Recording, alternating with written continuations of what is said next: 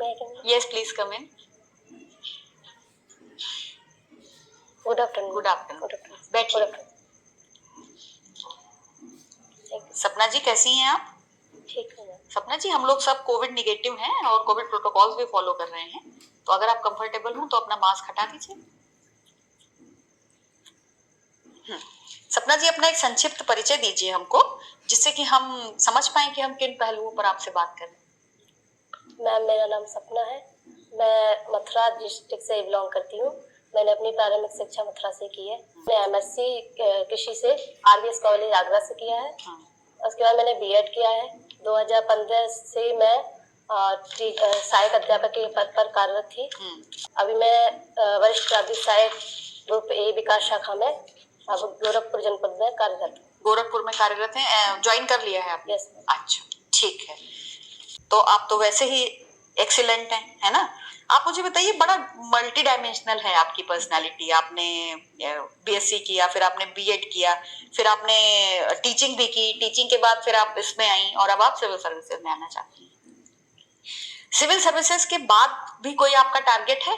नहीं, बस यही अंतिम लक्ष्य। राजनीति में नहीं जाना चाहेंगी? नहीं। अगर आपको मौका मिला तो भी नहीं? नहीं मैम, मैंने नहीं। प्रशासन से शासन में जाने का कोई अवसर अगर आपको मिले तो आप जाना चाहेंगी? नहीं जाना चाहेंगी। ठीक है। सपना जी, आपका जन्म मथुरा में हुआ और अभी आप बस्ती में रह रही हैं, शादी के बाद सेटल हुई हैं। मथुरा के बारे में कुछ बताइए, मथुरा किन किन चीजों के लिए फेमस है? मैम मथुरा ऐतिहासिक एवं सांस्कृतिक रूप से प्रसिद्ध रहा है। वहाँ बौद्ध धर्म की जो मथुरा कला है वहाँ कनिष्क के काल में समृद्ध हुई। उसके बाद वहाँ जैन धर्म के भी बहुत सारे पुरातत्व विभाग के खुदाई में मिले हैं पहलू। इसके बाद वहाँ कृष्ण जी का माना जाता है कि कृष्ण जी का जन्म वहीं हुआ था और उससे रिलेटेड बहुत सारे साक्ष्य हैं और वहाँ मंदिर है बहुत सारे। अच्छा, मथुरा के पेड़े बहुत फेमस हैं, क्यों फेमस हैं? सर मैम उसका टेस्ट कुछ अलग है। अच्छा, नहीं वही मेरा सवाल है, मतलब कि वहाँ के पेड़े ही इतने फेमस क्यों हैं, लड्डू क्यों नहीं हुए? लाइक वहाँ पे डेयरी प्रोडक्ट्स ज्यादा हैं, दूध का उत्पादन ज्यादा है, या इस तरीके का कुछ है वहाँ पे?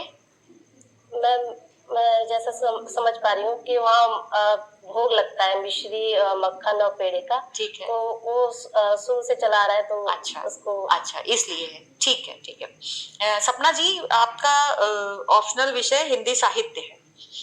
हिंदी साहित्य जितना भी आपने पढ़ा है उसमें आपको सबसे फेवरेट कौन से रचनाकार लगते हैं और क्यों? मुझे पूरे सिलेबस में कबीर दास जी मुझे सबसे प्रिय लगते हैं। क्यों?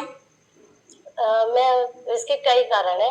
एक तो जो उनका अखरता है, जो उनका आत्मविश्वास है, वो मुझे बहुत पसंद है।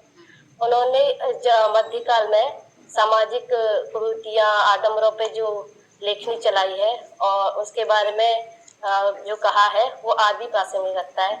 उसके अलावा उन्होंने उसका समाधान भी दिया है। ये मुझे अच्छा लगता है। कोई अन्य कवि आपको लगते हैं जो कबीर के समकक्ष खड़े होते हैं? आधुनिक काल में अगर कहूँ तो नागार्जुन लगते हैं। गोरखपुर में आप पोस्टेड है ना अभी? एक मगहर करके जगह है, सुना है आपने उसके बारे में? कबीर की क्या कहानी जुड़ी हुई है मगहर से? कबीरदास जी का वहाँ निर्वाण हुआ। हाँ, तो कबीरदास जी ने अपनी मृत्यु के लिए, निर्वाण के लिए उस जगह को ही क्यों चुना था? ऐसा कहा जाता है कि बनारस में अगर मृत्यु हो तो मोक्ष की प्राप्ति होगी। तो कोई ऐसी कहावत थी जिसको गलत साबित करने के लिए वो गए थे वहाँ? क्या थी वो कहावत? मैम मुझे अभी याद नहीं कर पाई, कोई बात नहीं सपना जी। Thank you sir. सपना जी, ये बताइए कि यू हैव डन एमएससी, आपने एमएससी किया होगा, तो ये बताइए कि सपनों के वैज्ञानिक अध्ययन को क्या कहा जाता है? सॉरी। अच्छा, हिंदी लिटरेचर आपका ऑप्शनल रहा है। तो अगर मैं बोलूं, व्युत्पत्ति के अनुसार शब्द के 4 भेद होते हैं, तत्सम, तद्भव, देशज, विदेशज। सपना शब्द को आप कहाँ रखें? तो इसका तत्सम क्या हुआ? स्वप्न। अच्छा, तो ठीक है, गुड। ये बताइए कि अभी हाल में टर्की बड़ा न्यूज में रहा है, क्यों? सर अभी वहाँ भूकंप आया है। क्या इस भूकंप का वहाँ कारण क्या था? सर जो अनातोलियन जो प्लेट है और जो अरेबियन प्लेट, तो 2 ही प्रकार के प्लेट थे। नहीं सर, वहाँ 3 प्लेट है। उनका तीसरा कौन सा? यूरोपियन प्लेट और अफ्रीकन प्लेट और अरेबियन प्लेट, तीनों का संवर्जन हो रहा है। अच्छा स्वप्ना जी, अभी भारत द्वारा वहां से कुछ सहायता, बहुत सारी सहायताएं भेजी गई है, किस नाम से ये सहायता अभियान?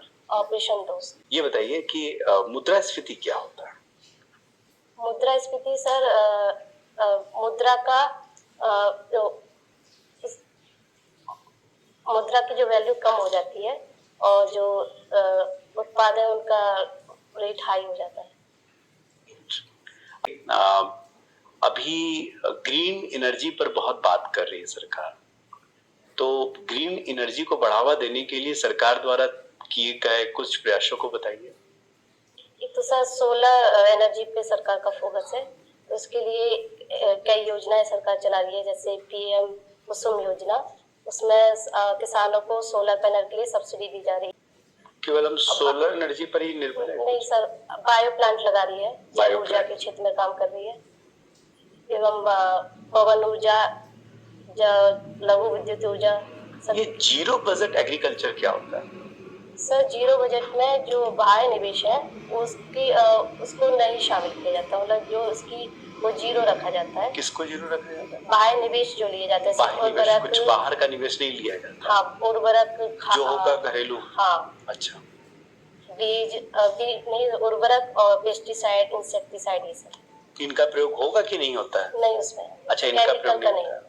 तो ये प्रधानमंत्री परंपरागत कृषि विकास योजना कह सकते हैं कि जीरो बजट कृषि को जो बढ़ावा देता है? हाँ, दे सकते। पक्का?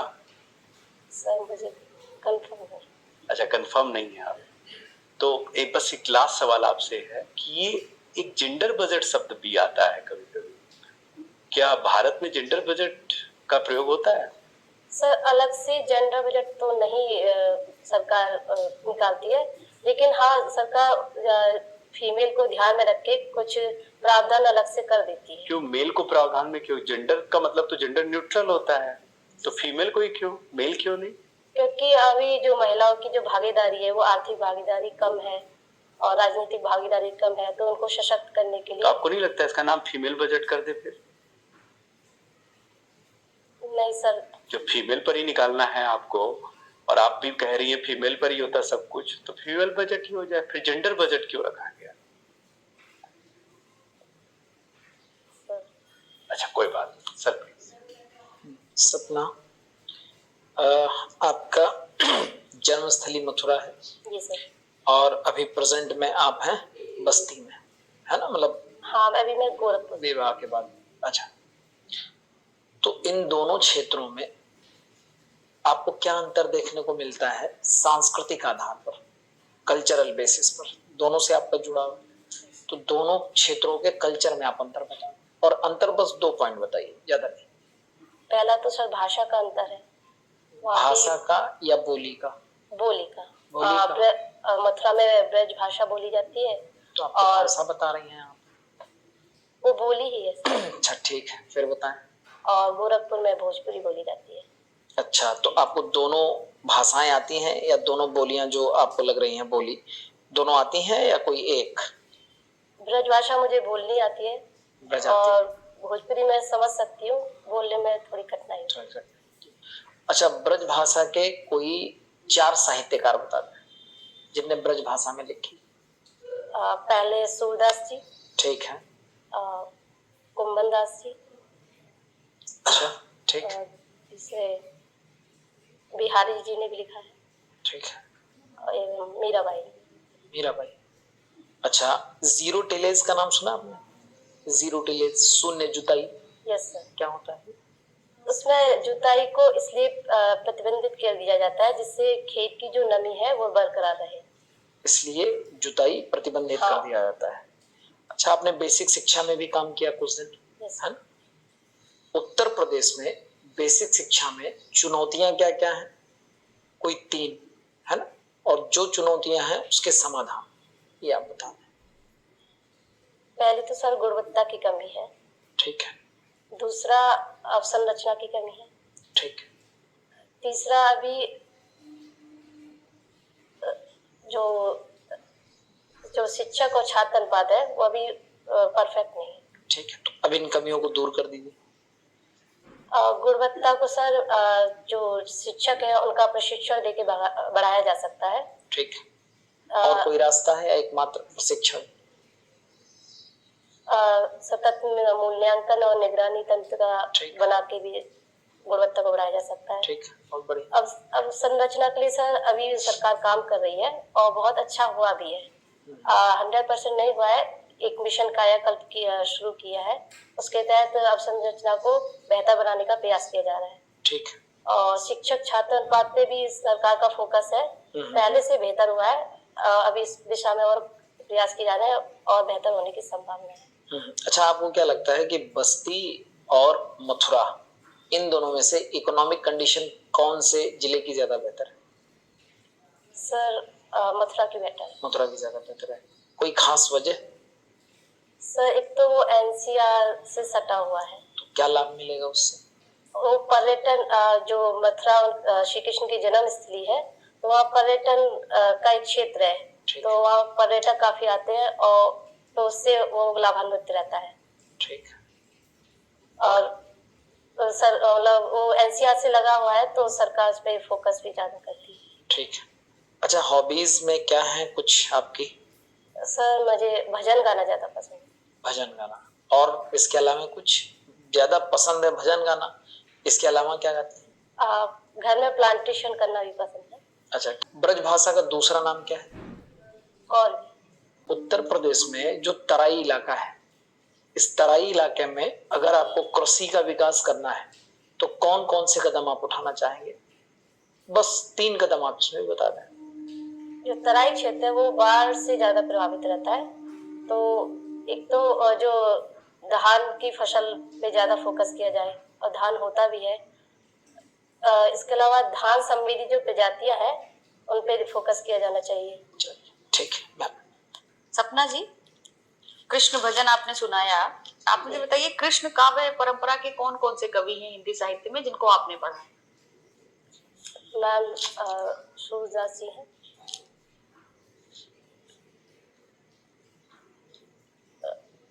कृष्ण काव्य में मैम सिलेबस में तो नहीं है, लेकिन हाँ मीराबाई के पद भी आते हैं। आपने पढ़े, ठीक है। और विद्यापति जी को पढ़ा है आपने? मैम सिलेबस में नहीं है, सिलेबस में नहीं, लेकिन वैसे पढ़ा है। अच्छा ठीक है, आप मुझे बताइए कि जो सूरदास हैं उनका जो कृष्ण जी का चित्रण है, कृष्ण जी के बारे में जो वो लिखते हैं, वो भक्ति की किस परंपरा के तहत लिखते हैं? सगुण सगुण भक्ति। नवधा भक्ति क्या होती है? नवधा भक्ति में मैम जो 9 प्रकार बताए गए हैं ईश्वर से साक्षात्कार करने के लिए। वो कौन कौन से 9 प्रकार हैं? मैम मुझे जितना रिकॉल पाएगा, एक अर्चना है, वंदना है, कीर्तन है। अच्छा कोई बात नहीं, सूरदास जी का जो कृष्ण जी के साथ संबंध है वो कौन सा भाव है? दास्य और दास्य भाव। तो ये भक्ति में नहीं आता है? हाँ ये भी आता है। आता है ना? हाँ ठीक है। सपना जी, आपने बोलियों की बात करी, बड़ी अच्छी बात है कि आपने ना उत्तर प्रदेश के बहुत सारे इलाकों का भ्रमण किया, कहीं पे जन्म लिया, फिर कहीं गई, फिर कहीं काम कर रही, बहुत सारी बोलियों को भी आपने सुना है। उत्तर प्रदेश को बोलियों के आधार पर बांट के बता दीजिए थोड़ा सा। जैसे सर मैम दक्षिण पश्चिमी जहाँ से मेरा जन्म स्थान है, वहाँ ब्रज भाषा बोली जाती है। ठीक है। जहाँ मेरा विवाह हुआ है बस्ती, वहाँ अवध क्षेत्र, वहाँ अवधी बोली जाती है। ठीक है। जहाँ मैं अभी कार्यरत हूँ गोरखपुर जनपद में, वहाँ भोजपुरी बोली जाती है। ठीक है। और बघेलखंड है, वहाँ बघेली थोड़ा बोली जाती है। एवं जो पश्चिमी उत्तर प्रदेश है, शामली, सहारनपुर, उस क्षेत्र में खड़ी बोली बोली। खड़ी बोली का नाम खड़ी बोली कैसे पड़ा था? उसकी शुद्धता के आधार पर वो खरी है, मतलब और अन्य भाषाओं के खरी से वो खड़ी हो गई थी। जो बोली आप बोल लेती हैं, उस बोली के कोई 2-3 लोकोक्तियां या मुहावरे बता सकती हैं?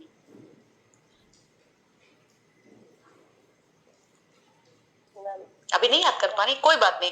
हिंदी साहित्य की कोई ऐसी पंक्तियां बता दीजिए जहां पर किसानों के लिए कुछ बात कही गई हो, किसानों पर लिखा गया हो, प्रोज पोएट्री, गद्य पद्य, कुछ भी। गोदान में प्रेमचंद जी ने लिखा है। हाँ। किसानों के बारे में क्या लिखा है? उन्होंने किसानों की समस्या है उनके बारे में गोदान में वर्णन किया है। जैसे ऋण की समस्या, बेगार की समस्या, लगान की समस्या। अच्छा, जो आपने कवि बताए थे कबीर दास जी के अलावा जो आपने रचनाकार पढ़े होंगे, कोई ऐसी महिला रचनाकार हैं जो आपको अच्छी लगी हो? किन किन महिला रचनाकारों को आपने पढ़ा है? उषा प्रेमदास जी कहानी मैंने पढ़ी है वापसी। ठीक है, और अ, महादेवी वर्मा। महादेवी वर्मा जी को तो सिलेबस में भी पढ़ा होगा ना? सिलेबस में मैम नहीं थी। अच्छा अच्छा अच्छा, ठीक है। सपना जी, आप मुझे बताइए कि क्योंकि आपके पास वर्क एक्सपीरियंस भी है, शिक्षा जगत में भी काम करने का, अभी भी आप काम कर रही हैं, और दोनों ऐसे क्षेत्र हैं जो जिन पे हमेशा चर्चा होती है कि शिक्षा में भी सुधार की जरूरत है और कृषि में भी सुधार की जरूरत है। शिक्षा में सुधारों पे चर्चा आपने सर से कर दी, कृषि में किन किन सुधारों की जरूरत आप महसूस करती हैं? क्यों कृषकों के बारे में इतना कुछ बात करे जाने के बाद भी हालात बहुत बेहतर उनके लिए हो नहीं पा रहे हैं? सबसे पहले मैम, एक जो भूमि का आकार है वो बहुत छोटा है। 80% किसान लघु एवं सीमांत है, इनका भूमि का आकार काफी छोटा है, तो उस पे वो इनोवेशन नहीं कर पाते हैं।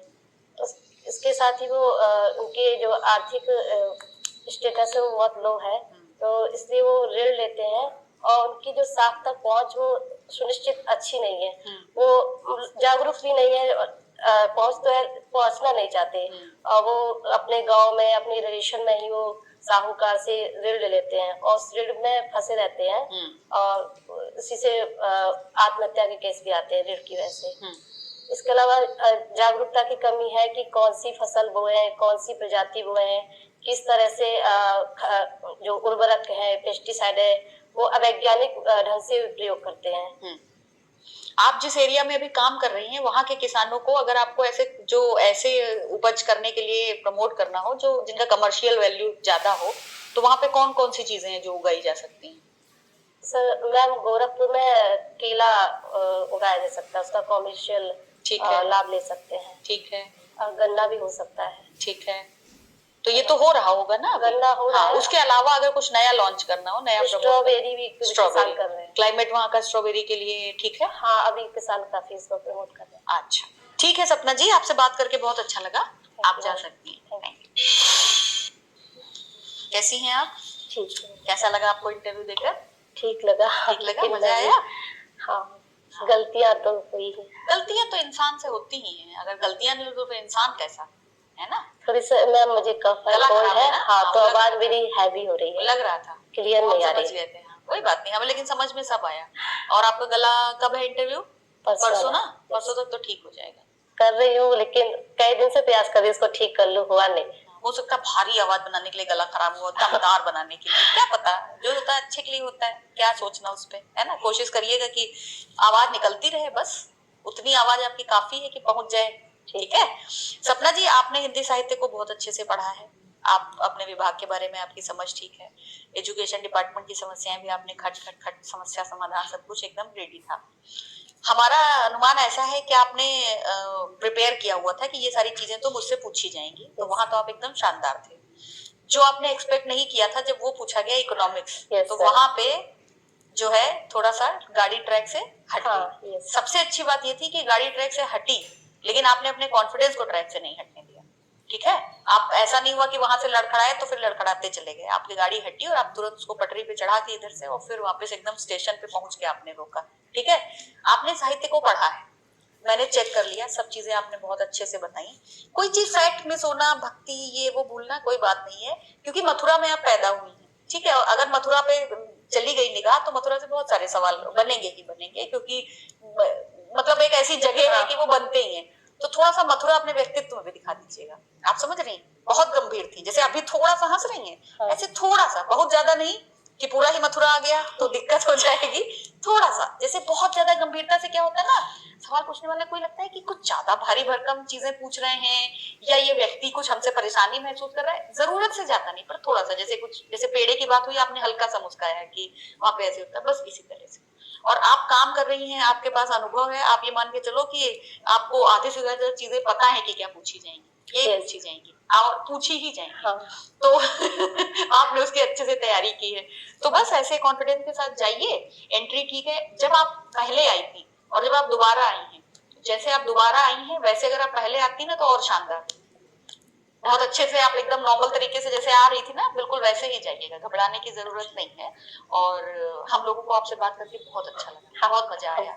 तो जब आपका सिलेक्शन हो जाए तो मथुरा के पेड़े ले आइएगा। ठीक है, कुछ आप पूछना चाहती हैं? तो सर मैम ड्रेस ठीक है, एक तो मैं जैसे सर ज्यादा निकल रहा है मेरे मुंह उससे से। कोई फर्क नहीं पड़ता, हम लोग कुछ नहीं नोटिस करते, निकल रहा है क्या कर सकते हैं। बस ध्यान ये रखना है कि जब आप मुझसे बात करें तो मुझसे बात करिए। जैसे क्या था कि जैसे सर के जवाबों में आप थोड़ा गड़बड़ाई, तो जब आप सर को जवाब दे रही थी तो कनखियों से सर को देख रही थी कि आप क्या रिएक्शन आ रहा है, या मुझे देख रही थी। हम लोग वो करने की जरूरत नहीं है। जब आप मुझसे बात करें तो मुझसे बात करिए। आप ऐसे सोचिए, अगर आप बैठे हो, आप जो सवाल पूछोगे उसका जवाब सुनने में आपको इंटरेस्ट होगा। बाकी जो बीच में बैठा है चेयरमैन, वो ऑब्जर्व तो कर ही रहा है कि आप सही दे रहे हो या गलत दे रहे हो। और आप आई कांटेक्ट करोगे जब आप उससे, ऐसे वो कुछ कर रहा होगा तो उसको लगेगा कि मेरी निजता में थोड़ा दखल हो रहा है। ये एक है, सारे बच्चों को ये भ्रम रहता है, पर इसकी कोई जरूरत नहीं है। आप जिससे बात करें हाँ, मुझे मतलब बताया गया कि हर तरफ वो यूपीएससी से लेके यूपीपीसीएस तक हम लोग हर जगह यही बताते हैं। हमारे जितने बच्चे सेलेक्ट हुए हैं वो सब यही करके आते हैं, जिससे बात करते हैं उसी को। ये तो क्या है कि जो बच्चे निकल के आते होंगे ना, वो आपको सब बातें बता देंगे, तो फिर आप सब जान जाओगे ना। तो उस वजह से भ्रम फैलाने के आप पाँव पे ध्यान ना दें। और कोशिश करें कि जिससे बात करें उसी को। ठीक है, और कुछ नहीं? ठीक है, आप एकदम स्मार्ट हैं, एकदम ऐसे ही जाइए, ऐसे परफॉर्म करिए और पेड़ जरूर ले आइए। ठीक है, all the best. Thank you.